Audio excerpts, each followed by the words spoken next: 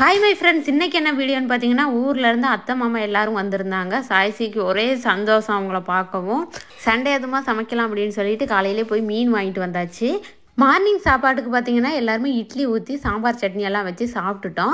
அதுக்கப்புறமா தான் மீன் சமைக்கிற வேலையை எல்லாரும் ஸ்டார்ட் பண்ணோம். கடையிலே மீனை கட் பண்ணி கொடுத்துட்டாங்க. வீட்டில் கொண்டு வந்து அதை நம்ம அலசுகிற வேலை தான்.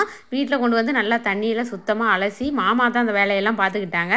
சாய்ஸ்ரீ வந்து என்ன மீன் தண்ணியில் ஓடலை அப்படின்னு சொல்லி எடுத்து காட்டுனா, இது தண்ணியில் ஓடாது, குழம்புல தான் மிதக்கும், வாங்க காட்டுறோம் அப்படின்னு சொல்லிட்டு உள்ளே கொண்டு போனோம். பார்த்தீங்கன்னா இன்றைக்கி வந்து எங்கள் அத்தை சமையல் தான்.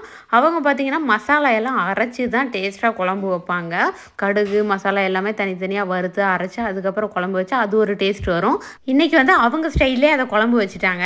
சண்டே வந்தாலே நான்வெஜ் இல்லாமல் யாரும் இருக்க மாட்டாங்க. இன்றைக்கி எங்கள் வீட்டில் நாங்கள் மீன் வாங்கிட்டோம். அதே மாதிரி உங்கள் வீட்டில் சிக்கனா மட்டனா அப்படிங்கிறத மறக்காமல் கீழே கமெண்ட் பண்ணுங்கள். மீன் வைக்கிற குண்டானும் புதுசாக பளபளன்னு இருக்கும். அது புதுசு தான். சொந்தக்காரங்க வந்தால் மட்டும் அதை எடுத்து நாங்கள் சமைப்போம். அதனால அது எப்போவுமே புதுசாக தான் இருக்கும். ஏன்னா மற்றபடி நாங்கள் 2 பேர் தானே, அதுக்கேற்ற மாதிரி சின்ன குண்டாலே சமைச்சிக்குவோம். மசாலா எல்லாம் கலந்து குழம்பு கொதித்த உடனே அது மீனை அள்ளி போட்டாச்சு. போட்ட உடனே பார்த்தீங்கன்னா குழம்பு கலரே பார்க்கவே சூப்பராக இருக்குல்ல. இன்றைக்கி எங்கள் வீட்டில் ஒரு குண்டான் ஃபுல்லாகவே மீன் குழம்பு ரெடி ஆயிடுச்சு. அடுத்த வீடியோவில் சந்திப்போம். பாய்.